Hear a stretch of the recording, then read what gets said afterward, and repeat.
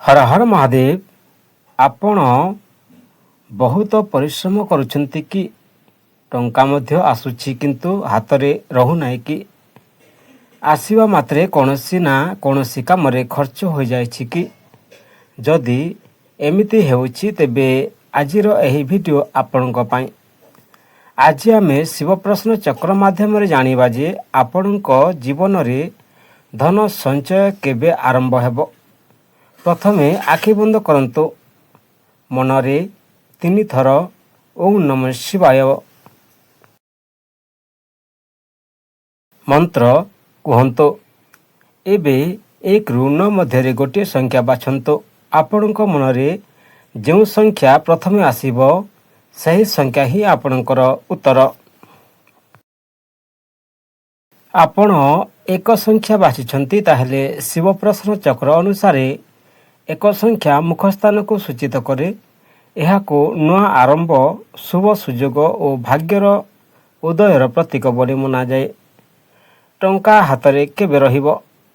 एही संख्यार पारंपरिक संकेत कहूछि जे आपणक आर्थिक परिस्थिति धीरे धीरे सुधरी पारे।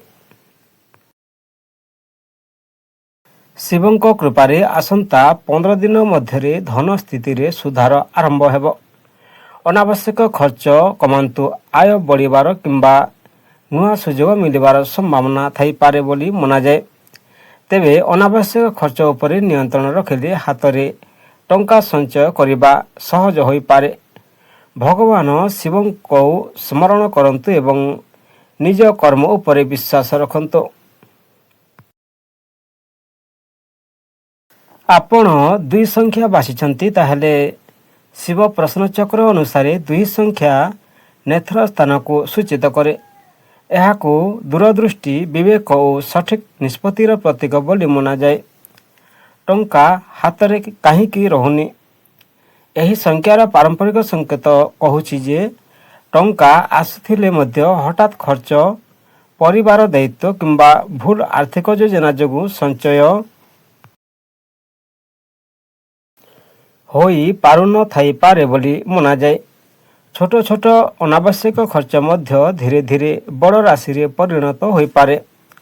1 रु 45 दिन मध्य आर्थिक सुजोग मिली पारे। नुआ काम किंबा अटकीथिबा टंका मिलिबार संभावना अछि। भगवान शिवंकु स्मरण करंतु, धैर्य रखंतु एवं निज परिश्रम जारी रखंतु। आपण 3 संख्या बाछिछंती ताहेले पारंपरिक शिव प्रश्न चक्र अनुसार 3 संख्या कंठस्थान को सूचित करे। एहाको वाणी, संपर्क और व्यवहार रे प्रतीक बोली मना जाए। टंका हाथरे काहींकि रहुनी। एही संख्यार पारंपरिक संकेत कहूछि जे आपणक आय थिरे मध्य बारंबार अनावश्यक खर्च, धार देवा किंबा भूल आर्थिक निष्पत्ति जोगु टंका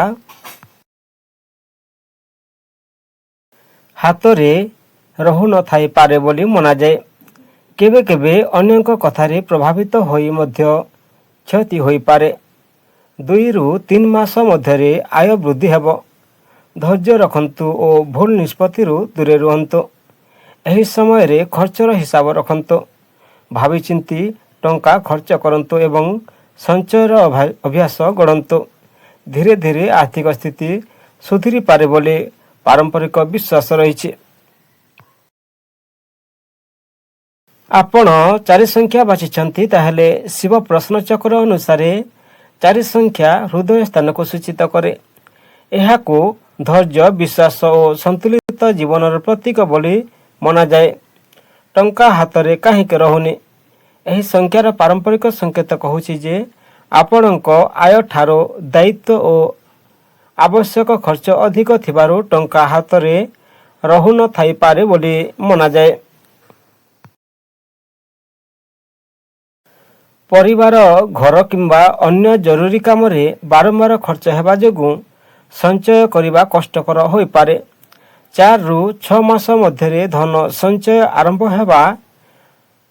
हेबो। परिश्रम फल निश्चय मिलिबो। एही समय रे नुआ ऋण नेबा पूर्वरु भल भाबे भाबंतु। खर्च को योजनाबद्ध करंतु एवं छोट छोट संचय आरंभ करंतु।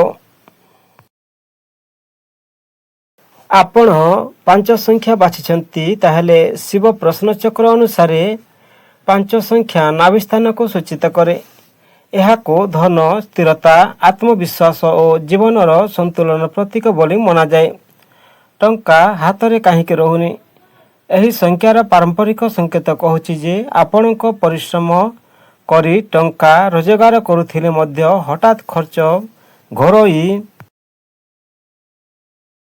ଦାୟିତ୍ୱ କିମ୍ବା ଅପ୍ରତ୍ୟାଶିତ ବ୍ୟୟ ଯୋଗୁଁ ଟଙ୍କା ସଞ୍ଚୟ ହୋଇପାରୁନଥାଇପାରେ ବୋଲି ପାରମ୍ପରିକ ଭାବେ ମନାଯାଏ।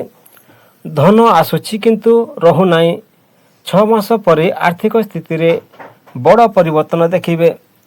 ନୂଆ ଆୟର ରାସ୍ତା ଖୋଲିପାରେ। ଏହି ସମୟରେ ଆୟ ବଢ଼ାଇବା ସହ ସଞ୍ଚୟ ଉପରେ ମଧ୍ୟ ଧ୍ୟାନ ଦିଅନ୍ତୁ। ଅନାବଶ୍ୟକ ଖର୍ଚ୍ଚ କମାନ୍ତୁ ଏବଂ ଯୋଜନାବଦ୍ଧ ଭାବରେ ଅର୍ଥ ପରିଚାଳନା କରନ୍ତୁ। ଆପଣ 6 ସଂଖ୍ୟା ବାଛିଛନ୍ତି, ତାହେଲେ ପାରମ୍ପରିକ ଶିବ ପ୍ରଶ୍ନଚକ୍ର ଅନୁସାରେ 6 ସଂଖ୍ୟା ଗୃହସ୍ଥାନକୁ ସୂଚିତ କରେ। ଏହାକୁ ଲୁଚିଥିବା ବାଧା, କର୍ମଫଳ ଓ ଧୈର୍ଯ୍ୟର ପ୍ରତୀକ ବୋଲି ମନାଯାଏ। ଟଙ୍କା ହାତରେ କାହିଁକି ରହୁନି? ଏହି ସଂଖ୍ୟାର ପାରମ୍ପରିକ ସଂକେତ କହୁଛି ଯେ ଆପଣଙ୍କ ଆୟ ଆସିଲେ ମଧ୍ୟ ଅପ୍ରତ୍ୟାଶିତ ଖର୍ଚ୍ଚ, ଋଣ, ଚିକିତ୍ସା, ପରିବାରର ଦାୟିତ୍ୱ କିମ୍ବା ଅନ୍ୟ ଜରୁରୀ ପ୍ରୟୋଜନରେ ଟଙ୍କା ଶୀଘ୍ର ଖର୍ଚ୍ଚ ହୋଇଯାଇପାରେ ବୋଲି ପାରମ୍ପରିକ ଭାବେ ମନାଯାଏ। ସେଥିପାଇଁ ସଞ୍ଚୟ କରିବା କଷ୍ଟକର ଲାଗିପାରେ। 1 ବର୍ଷ ମଧ୍ୟରେ ଆପଣ ମଜବୁତ ଆର୍ଥିକ ସ୍ଥିତିକୁ ପହଞ୍ଚି ପାରିବେ। ସଠିକ୍ ଯୋଜନା ଆବଶ୍ୟକ। ଏହି ସମୟରେ ବଡ଼ ଆର୍ଥିକ ନିଷ୍ପତ୍ତି ନେବା ପୂର୍ବରୁ ଭଲ ଭାବେ ଚିନ୍ତା କରନ୍ତୁ। ଆପଣ 7 ସଂଖ୍ୟା ବାଛିଛନ୍ତି। ଶିବ ପ୍ରଶ୍ନଚକ୍ର ଅନୁସାରେ 7 ସଂଖ୍ୟା ପାଦସ୍ଥାନକୁ ସୂଚିତ କରେ। ଏହାକୁ ଗତି, ପରିବର୍ତ୍ତନ, କର୍ମ, ନୂଆ ପଥର ପ୍ରତୀକ ବୋଲି ମନାଯାଏ। ଟଙ୍କା ହାତରେ କାହିଁକି ରହୁନି? ଏହି ସଂଖ୍ୟାର ପାରମ୍ପରିକ ସଂକେତ କହୁଛି ଯେ ଆପଣ ଆୟ ସ୍ଥିର ନଥିବା କିମ୍ବା ବାରମ୍ବାର କାମ ଓ ପରିସ୍ଥିତି ବଦଳୁଥିବାରୁ ଟଙ୍କା ହାତରେ ରହୁନଥାଇପାରେ ବୋଲି ମନାଯାଏ। କେବେ କେବେ ଯାତ୍ରା, ନୂଆ କାମ କିମ୍ବା ଅପ୍ରତ୍ୟାଶିତ ଖର୍ଚ୍ଚ ମଧ୍ୟ ସଞ୍ଚୟକୁ ପ୍ରଭାବିତ କରିପାରେ। 1 ରୁ 2 ବର୍ଷ ମଧ୍ୟରେ ଭାଗ୍ୟ ପରିବର୍ତ୍ତନର ଯୋଗ ରହିଛି। ଧୈର୍ଯ୍ୟ ହିଁ ସଫଳତାର ଚାବିକାଠି। ଏହି ସମୟରେ ଆୟର ଏକ ସ୍ଥିର ଉତ୍ସ ଉପରେ ଧ୍ୟାନ ଦିଅନ୍ତୁ। ଅନାବଶ୍ୟକ ଖର୍ଚ୍ଚ କମାନ୍ତୁ ଏବଂ ନିୟମିତ ସଞ୍ଚୟ କରିବାର ଅଭ୍ୟାସ ଗଢ଼ନ୍ତୁ। ଆପଣ 8 ସଂଖ୍ୟା ବାଛିଛନ୍ତି, ତାହେଲେ ପାରମ୍ପରିକ ଶିବ ପ୍ରଶ୍ନଚକ୍ର ଅନୁସାରେ 8 ସଂଖ୍ୟା ବାମଭୁଜ ସ୍ଥାନକୁ ସୂଚିତ କରେ। ଏହାକୁ ପରିଶ୍ରମ, ସହଯୋଗ ଓ କର୍ମଶକ୍ତିର ପ୍ରତୀକ ବୋଲି ମନାଯାଏ। ଟଙ୍କା ହାତରେ କାହିଁକି ରହୁନି? ଏହି ସଂଖ୍ୟାର ପାରମ୍ପରିକ ସଂକେତ କହୁଛି ଯେ ଆପଣ ପରିଶ୍ରମ କରି ରୋଜଗାର କଲେ ମଧ୍ୟ ଅନ୍ୟମାନଙ୍କ ପାଇଁ ଖର୍ଚ୍ଚ, ପରିବାରର ଦାୟିତ୍ୱ କିମ୍ବା ବାରମ୍ବାର ଆସୁଥିବା ଅପ୍ରତ୍ୟାଶିତ ବ୍ୟୟ ଯୋଗୁଁ ଟଙ୍କା ହାତରେ ରହୁନଥାଇପାରେ ବୋଲି ପାରମ୍ପରିକ ଭାବେ ମନାଯାଏ। କେବେ କେବେ ଅନ୍ୟଙ୍କୁ ସାହାଯ୍ୟ କରିବାରେ ମଧ୍ୟ ସଞ୍ଚୟ କମିଯାଇପାରେ। 3 ରୁ 5 ବର୍ଷ ମଧ୍ୟରେ ବଡ଼ ଧନଲାଭର ଯୋଗ ରହିଛି। ବର୍ତ୍ତମାନ ପରିଶ୍ରମ ଭବିଷ୍ୟତରେ ଫଳ ଦେବ।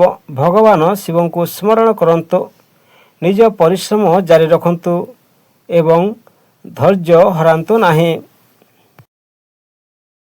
ଆପଣ 9 ସଂଖ୍ୟା ବାଛିଛନ୍ତି, ତାହେଲେ ଶିବ ପ୍ରଶ୍ନଚକ୍ର ଅନୁସାରେ 9 ସଂଖ୍ୟା ଦକ୍ଷିଣ ଭୁଜସ୍ଥାନକୁ ସୂଚିତ କରେ। ଏହାକୁ ଶକ୍ତି, ପରିଶ୍ରମ, କର୍ମ ଓ ବିଜୟର ପ୍ରତୀକ ବୋଲି ମନାଯାଏ।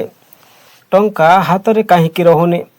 ଏହି ସଂଖ୍ୟାର ପାରମ୍ପରିକ ସଂକେତ କହୁଛି ଯେ ଆପଣ ପରିଶ୍ରମ କରି ଭଲ ଆୟ କରୁଥିଲେ ମଧ୍ୟ ବଡ଼ ଯୋଜନା, ବିନିଯୋଗ, ପରିବାରର ଦାୟିତ୍ୱ କିମ୍ବା ହଠାତ୍ ଆସିଥିବା ଖର୍ଚ୍ଚ ଯୋଗୁଁ ଟଙ୍କା ଦୀର୍ଘ ସମୟ ପର୍ଯ୍ୟନ୍ତ ହାତରେ ରହୁନଥାଇପାରେ ବୋଲି ପାରମ୍ପରିକ ଭାବେ ମନାଯାଏ। 5 ବର୍ଷ କିମ୍ବା ତାଠାରୁ ପରେ ସ୍ଥାୟୀ ଧନ ସଞ୍ଚୟର ଯୋଗ ରହିଛି। ନିୟମିତ ପରିଶ୍ରମ ଓ ଭଗବାନ ଶିବଙ୍କୁ ଉପରେ ବିଶ୍ୱାସ ରଖନ୍ତୁ। ଭଗବାନ ଶିବଙ୍କ ସ୍ମରଣ କରନ୍ତୁ, ସତ୍ପଥରେ କର୍ମ କରନ୍ତୁ ଏବଂ ଧୈର୍ଯ୍ୟ ରଖନ୍ତୁ। ଭିଡ଼ିଓକୁ ଶେଷ ପର୍ଯ୍ୟନ୍ତ ଦେଖିଥିବାରୁ ଧନ୍ୟବାଦ। ହର ହର ମହାଦେବ, ବନ୍ଦେ ମାତାରାମ।